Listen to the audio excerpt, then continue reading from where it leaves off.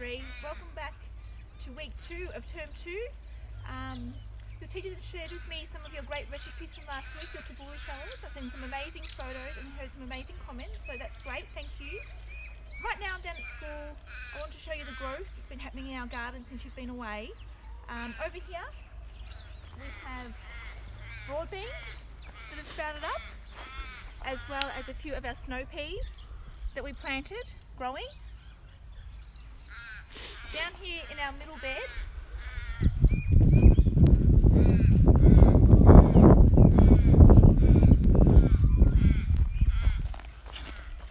we have some of the wild passion fruit growing from the flowers.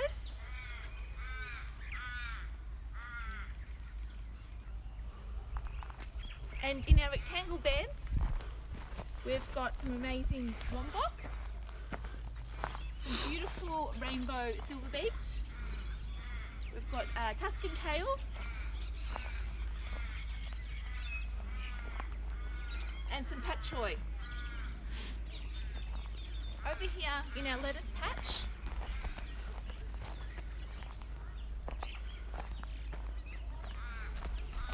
it's full of some bright green colours. We've got nasturtium leaves, iceberg lettuce, purple cos,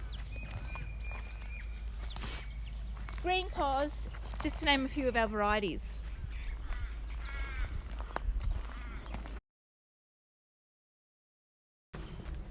Down here near our triangle bed we've got some bigger snow peas growing. They've started to climb.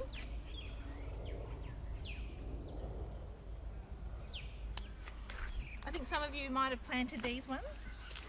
Over here, fennel forest is blooming.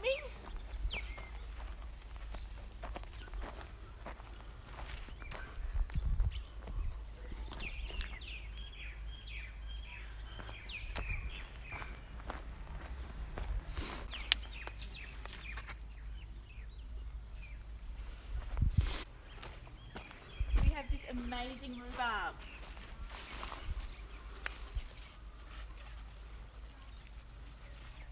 Now, we have so much rhubarb this week that I'm going to use it in this week's recipe, but you won't find out that recipe until I come back. So I'm going to harvest some of this and I'll see you soon.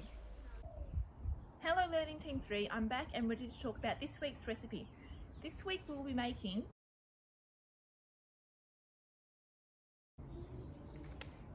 rhubarb and apple crumble.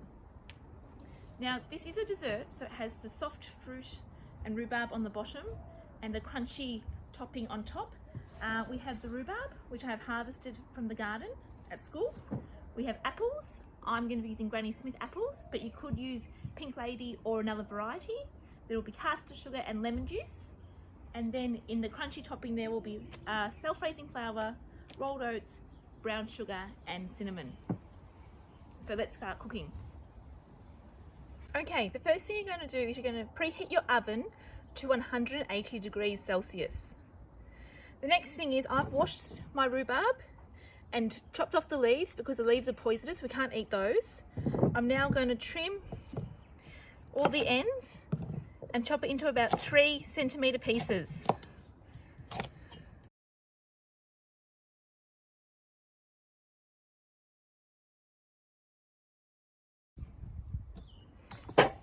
Alright, the next thing to do is we're going to peel our apples. So remember, when you're peeling something that's round, you hold it in the palm of your hand, you make a backwards L shape with your peeler and your thumb, and you pull it down towards you and turn.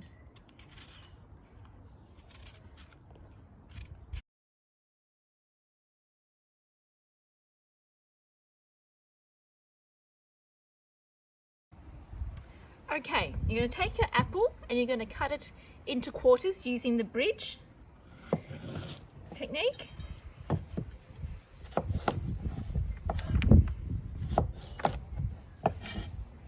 Then using the claw, you're going to remove the cores by chopping down towards the board.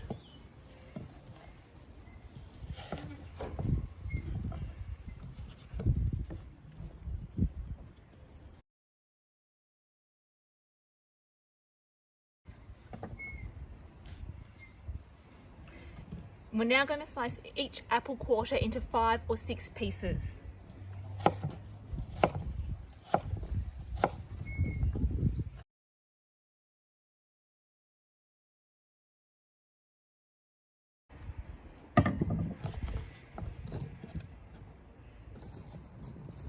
Now, to the apple and rhubarb mix, we're going to add 4 tablespoons of caster sugar,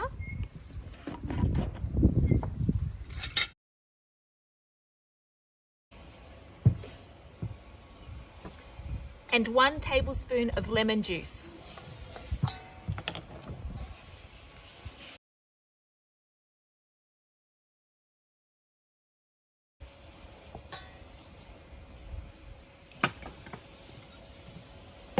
All right, give that a mix together.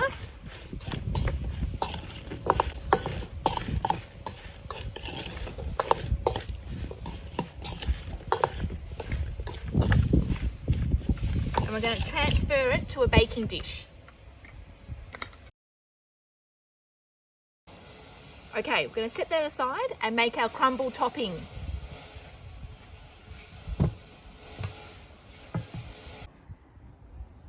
Now to make the crumble topping, I'm going to get 1 cup of self-raising flour,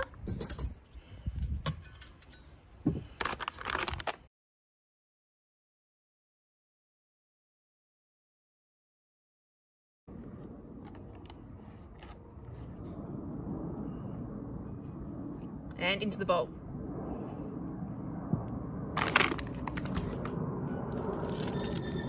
Also going to get 1 cup of rolled oats into your bowl. Mix them together.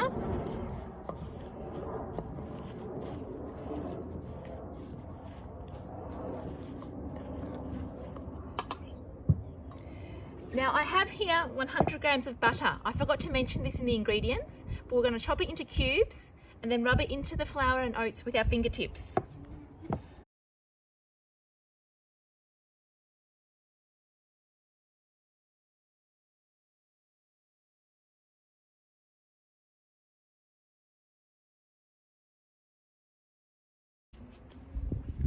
Now, once the butter is all rubbed in and it looks like coarse breadcrumbs, we're going to add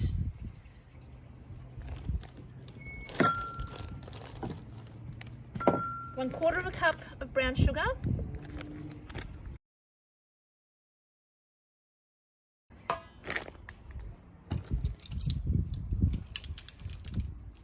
and 2 teaspoons of cinnamon.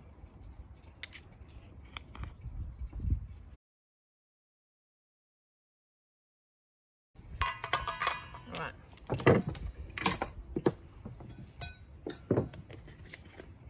Give that a mix.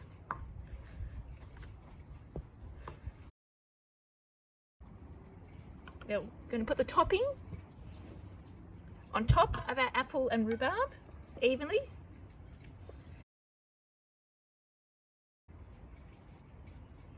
All right. Then we're going to bake this in the oven for about 40 to 45 minutes until the rhubarb and apple are soft and the crumble is golden and crunchy. There you go, Learning Team 3. Rhubarb and apple crumble with the soft rhubarb and apple underneath and the brown crumble topping on top. Now remember to keep your photos coming in of what you've cooked. We love to see them, and also have a look out for the extra activity on the bottom of the recipe. For me, it's goodbye this week and I'll see you next week.